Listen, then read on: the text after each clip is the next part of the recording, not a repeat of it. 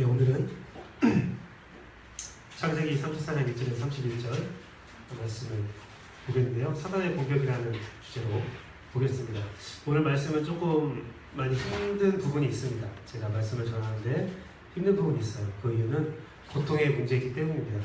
여러분들이 이런 고통의 문제에서, 사단의 공격의 문제에서 오늘 말씀을 듣고 뭔가 새로운 힘과 용기를 얻는 여러분들을 소망합니다. 오늘 말씀 가운데서 좀 불편한 부분이 있다면 참아주시고, 그런 부분들이 있다면 차에 저하고 더 상담을 통해서 그 말씀을 풀어가는 여러분들을 소망합니다. 저는 여러 가지 초능력 가운데서 한 가지를 고른다고 한다면 선견지명, 그 미래를 볼 수 있는 능력을 고른다고 생각하는 사람입니다. 여러 가지 매력적인 능력 있잖아요. 막 빨리 움직이는 것도 있고, 순간이동도 있고, 하늘을 날아가는 것도 있고, 여러 가지 초능력이 있는데 저는 선견지명이 가장 좋은 것 같아요. 그 이유는 가장 실질적인 도움이 될 것 같아서 그래요. 모든 것을 미리 예측할 수 있다면 대비할 수도 있고, 또한 모든 것을 미리 예측할 수 있다면 그 예측에 맞춰서 내 인생을 좀 풍요롭게 끌고 갈 수 있지 않을까, 그런 생각이 들기 때문입니다. 이것은 사단의 공격도 마찬가지죠. 사단의 공격을 미리 예측할 수 있다면 상대적으로 전략을 미리 알고 대비할 수가 있다는 거죠. 그래서 오늘 본문은 고통스럽지만 참 소중한 본문이라는 것입니다. 오늘 본문은 야곱의 딸 디나가 히위 족장 아들 세겜으로부터 성폭행을 당하게 되고, 또한 이를 복수하는 레이와 시몬에 관한 이야기가 펼쳐집니다. 내용상으로는 굉장히 어려워요. 다루기 꺼려워지는 본문이에요. 영적 교훈을 어떻게 얻기보다 그 가운데 피해자의 마음이 먼저 크게 느껴지기 때문인 것 같아요. 저는 두 딸을 두었거든요. 제가 딸을 둔 아비의 입장으로서 야곱 같은 상황이 이르렀다. 내 딸을 누가 강간하고 나 그 딸 마음에 든다, 결혼시켜달라고 한다면 저 같으면 진짜 이게 상상할 수도 없는 불편함이 있습니다. 제가 마하나임 설교를 통해서 내 삶에 어떠한 일이든 하나님께로 나아가도록 도와주는 것은 마하나임이 될 수 있다라고, 하나님의 도우심이라고 내가 말씀드렸었는데, 사실 그렇게 봐도 이 사건은 너무나 가혹하죠. 좀 고통이 좀 적당히 해야지 너무 가혹한 그런 고통이 있어서 말씀드리기가 참 모호합니다. 그렇습니다. 사단의 공격은 항상 가혹하게 다가옵니다. 사단의 공격은 항상 가혹하게 다가와요. 이것이 하나님의 뜻인지, 또한 사단의 공격인지 우리가 판가름할 수 없는 분들도 있지만 참 가혹합니다. 저는 고통의 문제로 호소하는 사람들 앞에 서서 어떠한 위로를 건넬 때에 항상 똑같은 생각이 들어요. 이 위로가 얼마나 그들에게 영향이 있을까? 그들의 고통의 문제가 느껴지면서 하나님 안에서 인내하십시오 라는 말을 한 내 자신이 되게 부끄럽기도 하고 미안하기도 합니다. 고통의 문제가 너무 크게 느껴지기 때문이에요. 사실 우리가 고통에 당할 때에 이 고통은 하나님이 주신 것이다 라고 말하기보다는 사단이 줬다라고 말하는 경우가 많은데요. 사단의 역할에 대해서는 많은 신학적 의견이 있지만 저는 사단도 하나님의 통치 아래 있다라고 믿는 사람입니다. 철저히 하나님의 계획 가운데 통제되고 있다라고 믿는 사람이거든요. 사실 이 믿음은 이스라엘 민족도 있었던 믿음이에요. 다니엘서 이전까지는 그들이 모두 사단이 하나님의 통제 아래 있다라고 믿고 있었습니다. 욥기와 각종 선지서를 보면 알 수 있죠. 사단을 그리고 악을 부리는 하나님의 모습을 보여주고 있거든요. 근데 포로의 시기가 길어지고 그들의 암흑의 시기가 길어지면서 그들의 그 믿음이 흔들려 버렸어요. 사단은 하나님을 대적하는 자로 변모하게 됩니다. 왜 그러냐면 그 고통의 시간이 너무나 크고 길기 때문에 하나님이라면 우리를 이러한 고통 가운데 내어버려 두지 않을 거야 라는 믿음에서 사단은 하나님과 대적자다라는 믿음으로 변경되었다는 거죠. 극심한 고통 가운데 하나님에 대한 배신감을 느낄 때 그 배신감을 해소하기 위해서 선택한 것들은 충분한 이유가 될 수 있습니다. 하지만 무엇이 확실한 신학적 의견인지는 알지 못하지만 더 확실한 것은 모든 피조물은 하나님의 통치 가운데 있다는 사실이죠. 그것을 우리가 잊어서는 안 돼요. 그래서 하나님께서 모든 것을 다 끝내시고 모든 것을 완벽하게 이루시는 날이 분명히 있을 거라는 믿음을 가지고 주 앞에 항상 살아가는 여러분 되기를 소망합니다. 이런 말이 참 힘들죠. 듣기도 어렵고 하기도 어렵습니다, 사실. 하지만 여러분의 고통과 아픔이 느껴져서 이 말씀을 쉽게 드리지 못하지만 그래도 꼭 말씀드려야 될 것 같아요. 하나님이 여러분의 삶을 통치하고 계시니, 계획하고 계시니 너무나 삶에서 힘들어하거나 하나님을 원망하는 일이 없었으면 좋겠어요. 하나님의 계획을 의심하고 하나님의 배신감을 느끼지 않았으면 좋겠어요. 또한 사단을 두려워하지 말고 그의 공격 가운데서 쓰러지지 않기를 소망합니다. 꼭 그랬으면 좋겠어요. 그래서 오늘 본문을 통해서 여러분들에게 꼭 전달하고 싶은 말이 있는데요. 뭐냐면 사단의 다양한 공격 방법들이 오늘 본문에 나오고 있습니다. 그래서 우리가 이것이 사단의 공격 방법이구나 하는 것을 알고 대비하여서 힘들지만 그 공격에 이기는 여러분 되기를 진심으로 소망합니다. 첫 번째 사단의 공격 방법은 영광의 장소와 기업을 공격한다는 것입니다. 영광의 장소와 기업을 공격해요. 사단은 야곱의 가정에 엘헬로의 이스라엘의 하나님이라고 기억돼야 할 땅 그 세겜에 아픔을 더 씌웠습니다. 희위 족장의 아들 이름도 세겜이죠. 세겜이라는 것은 야곱 가정의 영광의 기억이고 아름다운 기억이고 생명을 얻은 기억인데 거기를 이제 기억하게 되면 어떻게 되냐?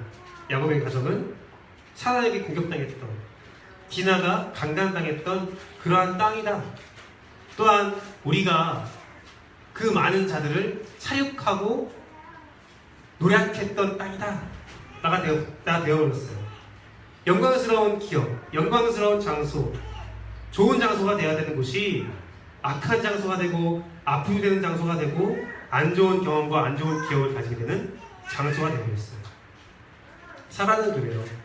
여러분들에게 좋은 기억과 좋은 관계를 가진 사람들에게 나쁜 기억과 나쁜 마음을 심어줘요. 여러분 가정에, 여러분 배우자에, 여러분 자녀에, 여러분 부모에, 여러분 친구에, 여러분 학교에, 여러분 직장에, 여러분 교회에 안 좋은 기억을 심는다는 것입니다. 그것이 사단의 방법이라는 거예요. 나의 설명 여정에서 기도의 응답으로 얻은 것이다, 하나님의 축복이다 라고 생각했던 그 모든 관계와 모든 장소를 사단은 집중적으로 공격합니다. 저도 그러한 공격을 당해요. 내가 기도해서 얻은 직장이다. 지금 직장을 다니고 있잖아요. 그런데 그 직장에서 극심한 고통을 당하게 됩니다. 또한 저는 정말 제 배우자를 기도로 얻었거든요. 제 기도로 얻은 배우자를 하나님의 실수가 아닌가라고 생각할 때가 있을 수도 있다는 거예요. 사단은 저를 그렇게 공격한다는 거예요. 전 정말 제 배우자를 사랑하고 충만하게 기도하고 사랑하고 있지만 순간순간 사단의 공격에서 그 불신들이 올라온다는 겁니다. 이는 여러분들이 교회를 부끄럽게 만드는 경우도 있어요. 그리고 기독교적 세계관, 기독교적 가치를 가지고 세상을 살아가는 것이 부끄럽게 만들어질 때도 있어요. 사단은 그런 공격을 한다는 거예요. 이런 사건으로 하나님과 관계를 맺으며 사는 것을 힘들게 한다는 거죠. 또한 오늘 본문을 보면 레이와 시므온이 그 공격의 도구로 썼던 것이 무엇입니까? 할례예요, 할례. 할례는 하나님의 백성으로 인정받는 아주 소중한 선물이었다는 거죠. 하지만 그것을 끔찍한 번제의 도구로 사용합니다. 그러면서 그들이 뭐라고 말해요? 이렇게 말해요. 그들이 이르되 그가 우리 누이를 창리로 같이 대우함이 옳으니까. 이게 당당하죠. 하나님의 소중한 선물을 범죄의 도구로 사용해놓고서는 그 태도가 굉장히 당당하다는 거예요. 이렇게 하는 게 맞다라는 거죠. 이는 하나님이 주신 소중한 자산이 범죄에 이용되며 그 일을 저지른 사람들의 당당함이라고 볼 수 있어요. 그들의 당당함이 또한 우리의 소중한 기업과 장소를 공격하게 하죠. 예를 들면 이것입니다. 오늘날 탐욕과 저주와 미움과 다툼으로 오염되어 있는 예배와 기도의 모습을 보세요. 우리가 예배를 드리는데 하나님께 예배를 드리는 건데 인간적인 도구로 사용할 때가 있죠. 제가 정말 어이없게 들은 건데 오늘은 좀 이렇게 방송 나가는 게 좀 받기도 합니다. 그러면 좀 공격이 많이 들어올 수 있는 내용이 좀 많기 때문인데요. 박정희 추모 예배를 제가 봤어요. 박정희 추모 예배. 말이 안 되죠. 사람을 기념하고 사람을 신격화시키는 예배가 어디 있습니까? 또 이런 예배도 있더라고 하더라고요. 어떠한 대상자를 저주하는 예배가 있다고 하더라고요. 그리고 많은 사람들이 기도할 때 어떻게 기도합니까? 원수를 대적하는 기도를 드릴 때도 있죠. 그러한 예배와 기도 오염되어 있어요. 탐욕과 저주와 미움과 다툼과 오염되어 있어요. 험과 험물, 봉사가 있지만 헛된 욕심으로 물들어 버린 것들이 있어요. 그런데 이러한 일이 성도만의 문제냐? 아니죠. 욕심을 위한 모든 목회 활동이 있죠. 타락한 성직자들이 있죠. 그들의 관행이 있습니다. 특권이 있습니다. 교권주의가 있습니다. 여러분, 제가 계속 말하지만 성령 안에서 여러분은 자유한 거예요. 성령 안에서 여러분은 자유로운 신앙생활을 할 수 있어요. 그런데 교권주의와 어떠한 특권주의로 인해서 여러분의 자유가 억압되고 있는 경우도 있죠. 그런 성직자들이 있죠. 그런 교직들이 있죠.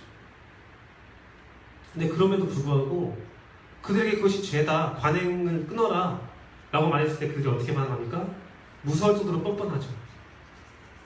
맞는 거야, 이게 맞는 거야. 날 대우해줘야지. 세습할 수 있지 뭐. 여러 가지 것들이 있어요. 교회?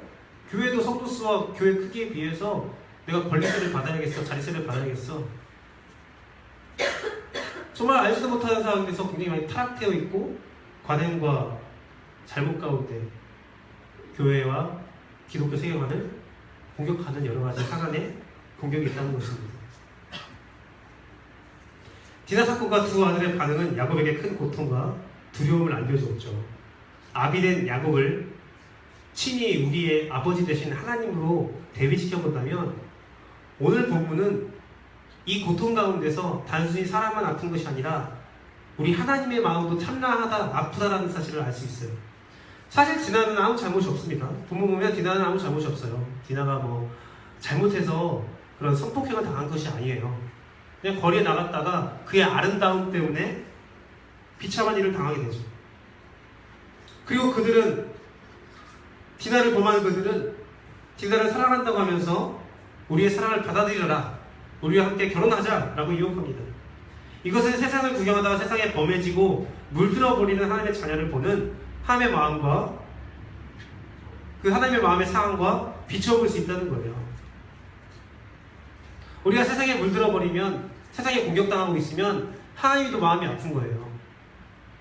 그런데 그거와 똑같게 또 하나님의 마음이 아프게 하는 것이 하나님을 믿는 우리가 하나님의 주신 도구를 가지고 범죄의 도구로 사용하거나 잔악한 일을 한다면, 하나님의 뜻과 다른 일을 한다면 하나님도 가슴이 더 아프다는 거예요. 그럼에도 당당한 그들의 모습을 보세요. 하나님은 하나님의 영광의 장소와 기업과 도구들이 망가질 때 우리만 아픈 것이 아니라 하나님도 아프십니다. 다시 십자가에 고통을 당한 듯이 아픔을 호소하고 있어요. 성경에도 그렇게 주장하고 있잖아요. 바울사도가 말하잖아요. 너희가 다시 예수 그리스도를 십자가에 못 박겠느냐? 우리가 하는 잘못된 행위들, 사단의 공격에 무너진 행위들이 무엇이냐? 예수 그리스도를 다시 십자가에 못 박는 행위라는 거예요. 그럼에도 불구하고 왜 이런 일들을 계획하시고 허용하셨는지, 이 아픔을 우리에게 허락하셨는지 완벽하게 알 수 없지만 오늘 본문을 통해서 더 큰 정보들을 알아보길 원합니다. 하나님도 고통당하는 이 처절한 상황 가운데 이 본문을 우리에게 허락하신 이유, 사단의 공격을 알고 하나님의 고통을 알고 그 고통 가운데서 대비하라는 하나님의 그 깊은 뜻을 좀 묵상하시면서 더 말씀을 보기를 원합니다. 두 번째로 사단이 공격하는 방법은 사람의 이익을 위해서 거짓말을 허용합니다. 레위와 시므온은 희위 족속이 할례를 하면 너희들의 제안을 받아들이겠다는 거짓 정보를 통해서 그들의 노림수, 그들의 이익을 유도합니다. 사실 그런데 레위와 시므온의 거짓 정보에도 세상은 거짓 정보로 응수했어요. 맞섰어요. 희위 족속이 돌아가서 한 말이 무엇입니까? 희위 족속에게 세겜이 한 말이 우리가 할례만 받으면 그들과 함께 되면 야곱이 가진 재산을 우리가 다 얻을 수 있다라는 거짓말을 하죠. 거짓이 난무해요. 거짓이 서로를 속여요. 하지만 이것은 사실 야곱의 현재 상태와 동일하고 인생 그 자체였죠. 야곱은 항상 거짓말로 자신의 이익을 취했던 사람이에요. 세겜에 머문 것도 저번 주에 알아봤지만 거짓말을 통해서 세겜에 머물게 되었죠. 야곱의 이름, 그 이름 야곱, 그것이 사기꾼인 것처럼 그의 삶이 사기투성이었습니다. 자신의 이익을 위해서 어떤 거짓말도 서슴지 않았던 야곱이에요. 이번 사건은 야곱으로 하여금 아마 그 폐해를 완전히 알게 되게 한 것 같아요. 그의 잘못에 대해서 조금씩 알았지만 오늘 사건을 통해서 야곱은 완전히 알았을 거예요. 아, 이 거짓말이 얼마나 무서운 건지, 거짓말이 얼마나 큰 죄악인지를 알게 되었을 것입니다. 거짓말을 통해서 이웃에게 피해를 주는 것이 얼마나 잔악한 일인지, 하나님이 슬퍼하시는 일인지를 발견하게 되었을 것입니다. 사단은 거짓말을 허용합니다. 세 번째로 사단은 연약한 자에 대한 잔인함을 드러내요. 세상이 공격한 디나의 사태는 어떻습니까? 연약한 여자의 사태였어요. 연약했어요. 또한 야곱의 사태는 어떻습니까? 야곱은 이방인으로서 연약한 사람이었어요. 야곱이 그 일을 당하고 고백하지 않습니까? 아, 이 가나안 족속 사람들이 나를 이제 공격하겠다. 나는 죽겠다. 연약한 상태였거든요. 야곱의 재산을 노리죠. 연약한 야곱의 재산을 노려요. 또한 레이와 시몬은 어떻습니까? 할례로 인해서 가장 연약해진 장정을 공격하죠. 연약해진 사람을 공격하여 그들의 재산을 뺏고 여자를 빼앗습니다. 연약한 자를 공격한다는 것은 다 정당하지 못하고 올바르지 못한 행동이에요. 하지만 둘 다 당당하죠. 연약한 자를 공격하면서 당당한 그들의 모습이 있죠. 그 잘못을 저지르면서 굉장히 당당한 행동들을 합니다. 어떤 이유에서든지 자신의 이익을 위해서 타인을 연약하게 만들거나 연약한 상태에서 공격해서 더 참신한 상태로 만드는 것은 사단의 도구라는 것을 여러분이 기억하십시오. 사단은요, 이와 마찬가지로 여러분이 연약해졌을 때 공격을 더 해요. 여러분이 힘들어할 때 더 공격을 해요. 여러분이 하나님 앞에서 건강하게 서 있다면 사단은 여러분을 공격하지 못하는데, 여러분이 흔들리고 여러분이 연약해져 있다면 사단은 얼마든지 여러분을 공격합니다. 더 뭉개뜨리려고 해요. 하나님은 그 반대로 약한 자를 일으키시 세우시거든요. 약한 자를 회복시킨다고 하나님께서 말씀하셨거든요. 하나님을 회복시킬 때 사단은 뭉개버리려고 한다는 거죠. 더 잔인한 공격, 더 잔인한 말, 기회 있을 때 눌러버려라는 생각을 하게 한다는 거예요. 이제 공격적인 성향을 가지고 있죠. 여러분도 친구와 또한 사랑하는 사람과 싸울 때 어떻습니까? 저는 그래요. 저 같은 경우는 그래요. 제 가운데 여러 가지 말과 행동이 떠올라요. 막 싸우고 있을 때 여러 가지 말과 행동들이 떠오를 때 내 이성으로 판단이 돼요. 이 말과 이 행동을 하면 상대방이 더욱더 힘들어하겠구나. 상대방이 굉장히 고통스러워하겠구나. 그런데 그것을 참을 수가 없어요. 당당하게 해버려요. 해버리고 뭐라고 하니까 네가 먼저 나를 공격했기 때문에, 너도 나에게 그렇게 했기 때문에 내가 이 일을 너에게 행한다 라고 하죠. 하지만 이것은 분명한 사단의 성향이고 사단의 공격법이라는 거예요. 이 세 가지가 오늘 본문에 소개되어진 사단의 공격 방법 패턴입니다. 여러분이 이 영역에 들어가 있다면 이미 우리는 싸움이 시작된 거예요. 영적 전쟁이 시작된 거예요. 저와 여러분이 같은 수준이라면 이 공격에 무너졌던 경험이 있을 거예요. 제 수준이 굉장히 낮거든요. 제 수준과 같이 여러분이 좀 낮아 있다면 이 공격에 무너졌던 경험은 반드시 있을 겁니다. 또한 장차 계속 무너질 기회들이 있을 거예요. 그렇기 때문에 오늘 본문을 통해서 그들의 공격을 미리 알고 대비책을 마련하자는 거죠. 그래서 은혜와 기쁨의 장소를 공격하는 그 사단의 공격에 어떻게 대처해야 되느냐? 우리는 은혜와 장소를 더욱더 기억하기를 힘써야 돼요. 은혜의 장소, 사건, 사람에게 사단의 공격이 들어올 때 그 대상자에 대한 나쁜 기억보다는 좋은 기억을 떠올리려고 노력하십시오. 힘들지만 그렇게 하셔야 돼요. 내가 가장 행복했던 기억을 떠올리시고, 또한 그것들을 허락받았을 때, 내가 그것을 기도하고 그것을 얻었을 때의 그 기쁨, 즐거움을 다시 한번 묵상하시고 혹시 그것들을 얻었을 때에 하나님 내가 이것을 하나님께서 주신다면 내가 이렇게 살겠습니다. 이런 것을 드리겠습니다라고 서원했던 것이 있다면 그 서원도 빨리 갚으세요. 하나님이 주신 은혜를 묵상하십시오. 좋은 기억을 기억하십시오. 하나님의 허락하심, 용납하심을 기억하고 은혜를 충만히 묵상하십시오. 하나님이 나에게 이렇게 행동했으니 이런 것들을 허락하셨으니 다시 한번 나를 회복시킬 거야 라는 믿음을 가지고 하나님을 바라보십시오. 그래야 돼요. 하나님이 의심스럽고 하나님께 배신감 느끼고 하나님이 주신 것에 의해서 고통받으면 그 반대의 것들을 계속 생각하시라는 거예요. 이런 찬송가도 있어요. 세상 모든 풍파 너를 흔들어 약한 마음 낙심되게 될 때에 내려주신 주의 복을 세어라 주의 크신 복을 내가 알리라 주의 복을 세어보아라. 계속 세어보라는 거예요.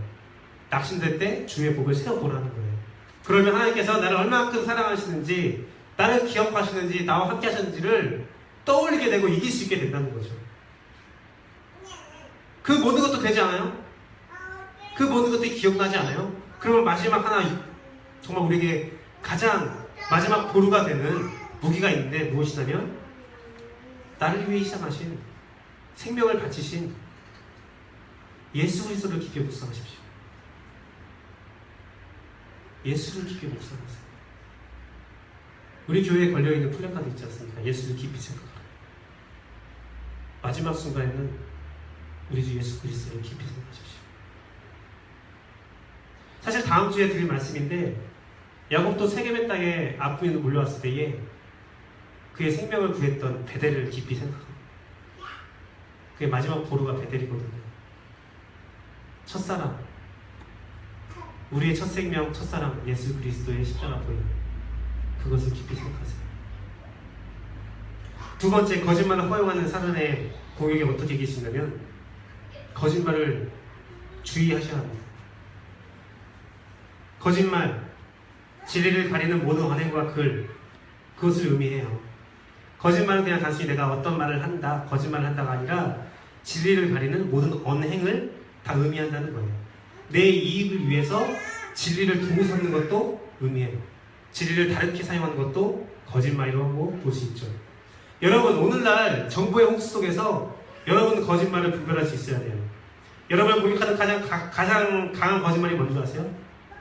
여러분을 공격하는 가장 거짓말은 언제나 진실의 가면을 쓰고 나타나요. 내가 진실이야, 내가 진리야. 친절과 선한 모습을 가지고 나타나요. 마치 하나님의 진리를 대변하는 것처럼 주장하지만 깊게 생각하면 하나님의 영광과 하나님의 정의를 가리는 거짓말이 참 많이 있습니다. 좀 조심스러운 부분이 있지만 반드시 짚고 넘어가야 할 중요한 내용이기 때문에 이 말씀을 좀 길게 전하도록 하겠습니다. 전 예를 예상을 했어요. 어떤 예상을 하냐면 서울시에 퀴어 축제가 하게 되면 아마 동성애에 대한 논란들이 많이 올라올 거다. 그거에 대한 많은 의견들이 있을 거다라는 것을 예상했습니다. 결론적으로 말씀드리면 그 문제에 대해서 죄인을 사랑하기 위해서 죄를 용납하는 것은 잘못된 거예요. 죄인을 사랑한다고 말하면서 죄를 용납하는 것은 죄인을 사랑하는 것이 아니라 방치하는 거거든요. 우리가 죄인을 사랑하는 가장 큰 방법은 죄인을 품고 함께 천국에 갈 수 있도록 인도하는 건데, 그러니까 죄인을 사랑하고 친절을 베푸고 관용하고 죄를 내버려 두는 것은 나는 천국 가고 너는 지옥 가라 라는 말이에요. 우리 자유롭게 살아서 그래 서로 건들지 말자, 서로의 영역을 건들지 말고 나는 그냥 조용히 천국 갈 테니까 너도 조용히 지옥 가. 그 말과 똑같은 말이에요. 하나님의 영광의 선물, 그 복음, 보혈, 사랑을 이용해서 자신의 욕심을 챙기는 것밖에 안 돼요. 그것밖에 안 돼요. 동성애를 옹호하는 그들의 주체들은 효과적으로 자신은 다른 사람의 의견을 너그럽게 받아들이는 사람이고 사랑 많은 사람으로 보이게 하고 참된 진리의 수호자로 보이게 하지만 그 이면에는 거짓이 있다는 겁니다. 제가 이번 주에 리차드 실슨의 상한 갈등하고 꺼져가는 신비의 책을 함께 나누었어요. 금요일 기도회 때마다 그 책을 나눈다고 했잖아요. 근데 그 내용에서 한 가지의 말씀을 인용하자면, 제가 저번에도 했던 말이지만 사람의 사랑과 하나님의 사랑은 분명히 다르다고 말했어요. 하나님의 사랑은 정의가 있는 사랑이고, 그 대상자는 자신의 죄성을 인지하고 인정할 때, 그 회개의 눈물을 흘릴 때에 하나님의 사랑이 이루어진다라고 말했어요. 하나님에 대한 말씀에 대해서 두려움과 떨림이 있는 사람만이 하나님의 사랑을 받을 만한 자격이 있다고 말씀드렸어요.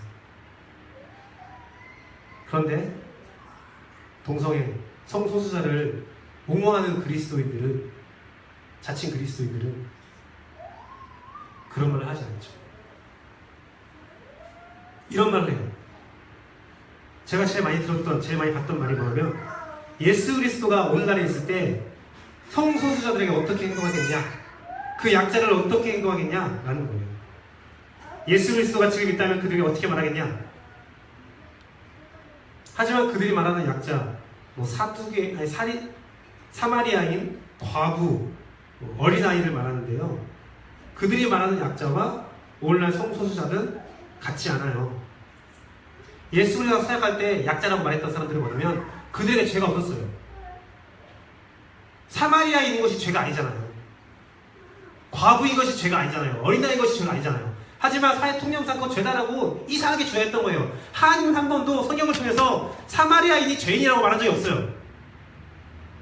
과부가 죄인이라고 말한 적이 없어요. 어린아이가 죄인이라고 말한 적이 없어요. 오히려 하나님은 성경을 통해서 너희가 과부를 돕고 힘든 자를 도와야 된다고 말했지, 그들에게 죄인이라고 말하지 않았거든요.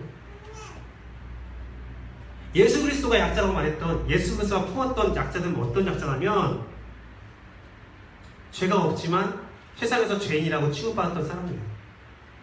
그들을 품어준 거예요.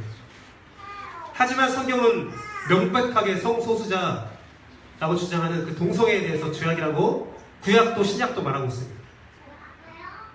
죄는 죄예요. 이건 명백히 죄라고 말할 수 있어요. 예수 그리스도 죄는 죄라고 분명히 선포했던 분이에요.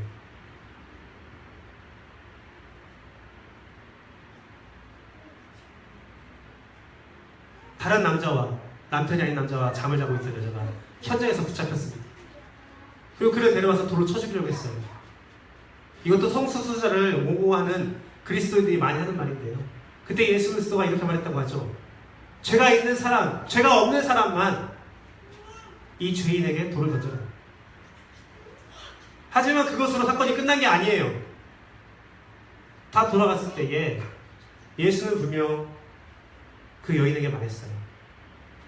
너도 돌아가서 다시는 똑같은 죄를 저지르지 말라.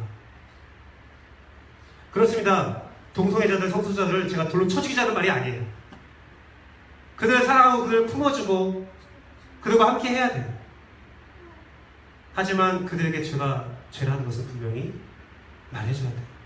그들이 예수 그리스도의 사랑을 입기 위해서는 철저한 회개가 필요하고 말씀 가운데서 떨림이 필요하다는 것을 여러분이 기억하는 시간 되기를 소망합니다. 예수 그리스도의 방법으로 그들의 죄가 씻어지고 주님이 품어주기를 저는 간절히 원하는 겁니다. 저는 이 선포가 굉장히 좀 걱정되고 불편해하는 사람이 분명히 있다고 저는 믿고 있어요. 하지만 그렇다고 해도 이 선포를 멈출 수가 없습니다. 오늘 몇몇 성소수자에 대해서 대하는 모습이 사마리아인과 과부와 어린아이를 대하자, 아니요, 오히려 바리새인과 사두개인, 서기관을 대하는 모습과 방법으로 대해야 합니다. 왜요? 바리새인, 사두개인, 서기관들, 물론 그들이 하나님을 믿는다라고 말할 수 없지만 그들이 범죄하는 것에 대해서 그들은 어떻게 생각했어요? 당당했거든요. 지금 오늘날 성소수자들이 그렇잖아요. 동성애자들이 당당하잖아요. 굉장히 당당하잖아요.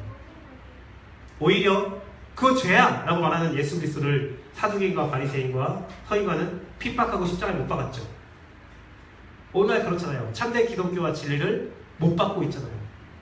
핍박하고 있잖아요. 오히려 더 나가서 그들을 옹호하는 기독교인들도 그걸 죄라고 말하는 사람들을 하나님의 뜻에서 정반대로 살고 있다고 욕하고 있잖아요.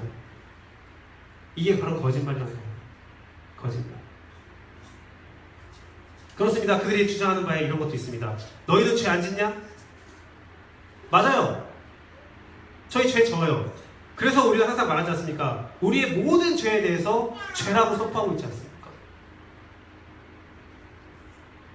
그들이 주장하는 게 이게 있어요. 동성애는 본성이다. 인간의 본연적인 모습이다. 내 본성이다. 그러니 내 본성을 다시 뭐라고 하지 마라. 성경은 기록되어 있죠. 네 본성 때문에 죄를 짓는 거야. 그들의 주장대로 한다면 우리 안에 죄는 없어야 돼요. 어떤 죄도 없어지는 거예요. 모든 죄가 다 사라지는 거예요. 왜? 우리의 본성 자체가 죄로 물들어 버렸기 때문입니다. 그러니 우리는 선포해야 됩니다. 죄는 죄예요. 저는 유독 동성애만 가고 말하는 게 아니에요. 오늘날 그것들을 옹호하는 거짓말들이 많기 때문에 그 말씀을 드리고 있는 겁니다. 또 한 가지 생각을 하기 원해요. 제가 이런 말을 했더니 어떤 저의 지인이 걱정스럽게 이런 말을 했습니다. 야, 그거 말하면 많은 사람이 반대할 텐데, 기독교가 욕먹을 텐데, 과거에 우리 기독교가 어땠습니까? 동성애보다요 더 큰 문제들이 있었어요. 제사, 조상숭배, 우상숭배, 토촉신앙, 신사참배. 기독교를 반대받는 것만 아니라 목숨까지도 위협받았고요. 많은 사람들은요 우리에게 이렇게 말했어요. 교회가 제사 문제만 해결해 준다면, 제사만 드리게 한다면 내가 예수님 믿겠습니다라고 했던 우리 조상들이 많아요. 하지만 교회는 그거에 타협하지 않았어요. 그 거짓 증거에, 거짓말에 넘어가지 않았어요. 신사참배 거부해서 죽었고요. 더 많은 성도들을 데려올 수 있는 거짓말을 할 수 있었지만 제사를 거부했어요. 우상숭배를 거부했어요. 그런 기독교예요. 유독 이 문제만 가지고 말하는 게 아니에요. 원래 그랬어요. 우리 기독교는 원래 죄에 대해서는 죄라고 말했고 타협하지 않았어요. 이제 타협하자, 상생의 시대를 걷자, 관용하자, 사랑하자, 그것은 인간적 사랑이고 거짓말이에요. 여러분, 이러한 인간들을 향한 거짓말도 주의하지만 하나님을 향한 거짓말도 주의해야 돼요. 하나님을 향한 거짓말은 무엇이냐? 여러분을 방치하고 있다는 거죠. 여러분을 사랑하지 않는다는 거죠. 내가 고통 가운데 있을 때 하나님은 날 버렸나? 하나님 날 바라보지 않나라고 생각할 수가 있어요. 아니에요. 하나님은 여러분에 대한 관심과 사랑을 놓지 않는 분이에요. 또 어떤 사람이 이렇게 말합니다. 우리가 어떤 헌신을 해야, 어떤 열매를 맺어야 하나님이 우리를 더욱더 사랑하지 않겠는가? 더 큰 축복을 주지 않겠는가? 거짓말입니다. 하나님의 사랑은 동일해요. 그래서 가장 좋은 선물인 영원한 생명을 모두에게 허락하실 거예요. 제가 이런 글을 봤어요. 세상에서 가장 공평한 것이 무엇이냐? 모든 사람이 가장 공평한 게 무엇이냐? 뭐가 제일 공평한 것 같아요? 무엇이 제일 공평한 것 같아요? 죽음이에요. 금수저든 수저든 죽음 앞에서 다 공평해요. 근데 하나님은 그 모두에게 주어진 공평한 죽음 가운데서 생명을 위해 주셨다고. 하나님 모두를 동일하게 사랑하세요. 내 육신의 상태에 차이가 있고, 내 사는 곳, 내 사는 방법, 내 벌이, 내 육신의 축복은 좀 다를지 몰라도 절대로 그것이 하나님의 사랑을 대변한다고 생각하지 마세요. 절대 그것이 아니에요. 하나님의 사랑을 대변하는 것은 우리의 죽음 뒤에 있는 영원한 생명이에요. 주님은 우리의 영원한 생명을 위해서 자신의 생명을 바쳐서 죽으셨어요. 목숨을 걸고 사랑을 하셨다는 거예요. 하나님이 여러분을 사랑한다는 그 사실에 대해서 의심케 만드는 모든 거짓말들 가운데서 승리한 여러분들이 소망합니다. 거짓말에 대해서 좀 길어졌지만 한 가지만 더 말하고 지나가겠습니다. 여러분, 사랑하는 사람, 여러분이 사랑하는 사람에게 가장 원하는 게 뭐예요? 저는 저 같은 경우엔 그래요. 제 사랑하는 아내에게, 제 사랑하는 자녀들에게 가장 원하는 것은 진실이에요. 진실. 나에게 좀 정직했으면 좋겠어요. 나에게 속이는 게 없었으면 좋겠어요. 거짓말이 없었으면 좋겠어요. 모든 걸 다 고백했으면 좋겠어요. 마찬가지입니다. 여러분을 사랑하는 하나님께서 여러분에게 가장 원하는 것은 진실이에요. 여러분이 진실의 문 앞에 섰을 때 그 진실로 인해서 여러분이 고통받을 것, 여러분이 포기해야 할 것들을 생각하지 마시고 진실하십시오. 하나님 앞에 모든 것을 다, 하나님 앞에 모든 것을 다 고백하십시오. 그래야 사단의 공격에서, 거짓 공격에서 이길 수 있습니다. 고백 한번 해보세요. 하나님 앞에서 고백한다면 하나님이 여러분을 정말로 사랑하고 있다는 사실을 알게 될 것입니다. 세 번째, 약자를 공격하는 사단의 뜻에서 우리가 어떻게 행동했느냐? 약자를 도와줘야 됩니다. 단 하나님의 뜻으로 도와줘야 돼요. 이것은 하나님의 전반적인 뜻입니다. 제가 방금 전에 말했듯이 과부와 어린아이들, 약자에 대해서 하나님은 그들을 도와주라라는 말씀을 끊임없이 반복하셔서 우리에게 선포하셨습니다. 여기서 약자는 죄인도 포함돼요. 단 회개의 열매를 맺는, 회개하는 상한 심령의 죄인을 말하는 거예요. 우리는 죄인을 사랑해야 돼요. 제가 저번 주에도 말했지만 어떤 죄에 대해서 그 사람이 형벌을 당했다면, 죄에 대한 고통을 당하고 있다면 더한 가증된 처벌을 해서는 안 돼요. 이중 처벌을 해서는 안 돼요. 죄인에게 가장 큰 처벌은 무엇이냐면 그 죄성을 깨닫는 거예요. 내가 죄인이라는 사실을 깨달아서 그 마음의 찬란한 상태에 이르렀고 하나님 앞에서 두려워 떨고 있는데 너 죄인이니까 이거 해야 되라고 말하지 마세요. 죄를 깨닫고 있다면 그 죄는 이제 품어줘야 돼요. 죄는 절대로 용납될 수 없지만 죄인은 반드시 우리가 사랑해야 돼요. 약자에게 가장 필요한 것은 무엇입니까? 정확한 진단이에요. 병자에게 가장 중요한 것도 정확한 진단이죠. 내 약한 상태, 내 악한 상태, 내 병 상태가 어떤 건지를 정확히 진단해 주는 것이 중요해요. 정확한 진단은 무엇이 필요해요? 하나님 앞에서 진실됨이 필요해요. 우리가 병원을 갔어요. 병원에 가서 의사 앞에서 말을 합니다. 저는 당뇨병에 걸렸기 때문에 한 달에 한 번씩 병원 앞에 그 의사 앞에 서요. 그러면 막 유혹이 들어옵니다. 왜냐하면 잘 관리를 못했을 경우에 막 혼날 게 두려워서 속이고 싶은 마음이 있어요. 나 잘 관리했어요 라고 속이고 싶은 마음이 있어요. 하지만 의사 앞에서 모든 걸 다 말해야 되죠. 내가 이렇게 살았습니다. 내가 저렇게 살아서 이러한 병에 걸렸나 봅니다. 내가 이번 주는 어떻게 살았습니다. 내 증상이 어떻습니다. 여기도 아프고 저기도 아프고 여기도 아픕니다. 다 말을 해야 되거든요.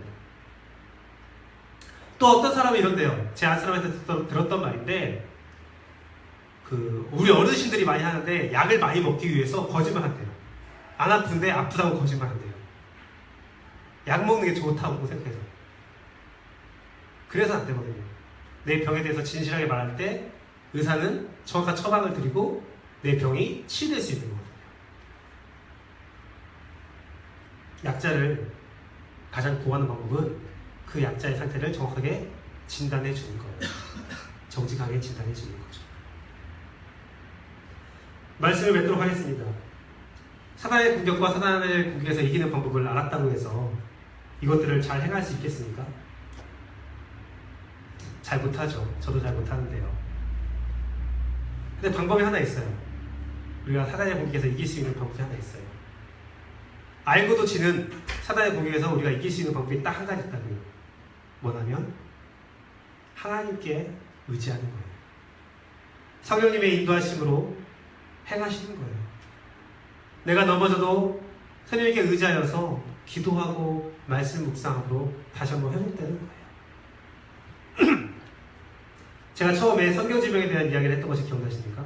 소원력 가운데서 한 가지를 고르면 성경지명을 고르겠다라고 했죠. 그런데 한 개그 만화에서 그 능력을 조금 웃기게 설정했던 건지 생각이 나요. 성경지명을 가진 주인공이 있었어요. 상대방이 어떻게 공격할지 다 알고 있었어요. 싸움이 붙었어요. 아, 얘가 오른손 주먹으로 내 얼굴 향해 주먹을 날리고 있다. 그 다음에는 왼손으로 훅을 날릴 거야. 그 다음에 발을 차기를 할 거야. 다 알고 있었어요. 공격을. 다 알고 대비를 하는데 주인공이 몰랐던 것은 무엇이냐면 성경지명 능력보다 자신의 몸이 그렇게 빠르지 못했다는 것을 알지 못했던 거예요. 그래서 적이 공격을 하는데 다 알아요. 얼로 올지. 하지만 다 알고도 그냥 막고 있어요. 피해야 되는데 계속 막고 있는 장면들이 있었는데요. 그것은 자신을 정확히 알지 못해서 과신하다가 실패를 한 거죠.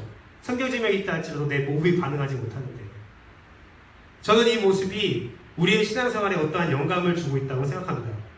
사실 우리는 사단이 어떻게 공격할지를 잘 알고 있어요. 내가 지금 사단의 공격에 넘어지고 있구나. 내가 사단이 나에게 유혹해서 내가 이런 엄청난 잘못된 말들과 잘못된 행동들로 상대방에 상처를 주고 있구나. 내가 내 이익을 위해서 거짓말하고 있구나. 내가 약자를 짓밟고 있구나. 다 알고 있거든요. 딱 느낌이 와요. 내가 지금 공격에 넘어지고 있구나. 내가 이거 하면 안 돼. 내가 여기서라도 멈춰야 돼. 알고 있어요. 하지만 그거 알고 있지만 내 감정에 이기지 못하여서 내 행동이 늦어서 사단의 공격에 그대로 당하는 경우가 많다는 겁니다. 그럴 때 우리는 원망하죠. 하나님 원망스럽습니다. 왜 저에게 사단의 공격을 허용했어요? 이런 일들을 왜 허용했어요? 하지만 여러분 기억하세요. 여러분이 고통당하는 순간에 하나님도 아프고 있다는 사실, 아파하고 있다는 사실, 그리고 또 한 가지 기억하세요. 여러분이 공격당하는 순간에도 하나님의 사랑은 끊임없다는 겁니다. 끊임없다는 겁니다. 하나님이 이런 아픔과 이런 사랑을 있음에도 불구하고 왜 우리의 고통의 문제를, 사단의 공격을 허용했고 우리가 넘어지는가? 그것은 다음 주 베델을 통해서 더욱더 말씀드리고자 하는데요. 다만 여러분, 베델의 약속과 치유 역사를 꼭 기억하고, 여러분이 넘어져도, 여러분이 연약해도 일으켜 세우는 하나님을 기억하면서 주 앞에 회복되기를 원합니다. 베델이 무엇이에요?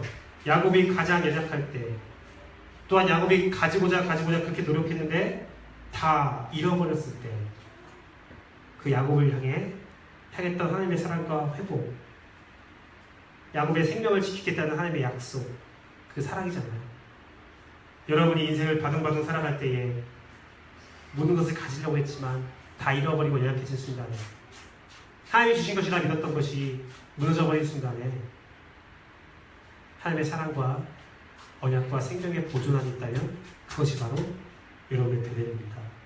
그 베델이 여러분을 어떻게 싸매주고 치유하고 살리실지를 다음 주에 더 깊게 알아보려 원하고요.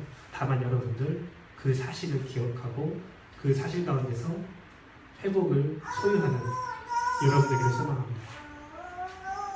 의심되어서는 안 될 하나님의 사랑, 그 사랑, 오늘 그 사랑을 알았다면, 또한 사단의 공격을 알았다면, 이를 통해서 성령의 분별함을 알았다면, 무엇이 옳은 것이고 무엇이 그른 것인지 알았다면, 이제부터라도 여러분 사단의 공격이 있을 때 넘어지지 않고 그 사단의 공격에서 승리하는 여러분의 삶이 되기를 진심으로 소망합니다.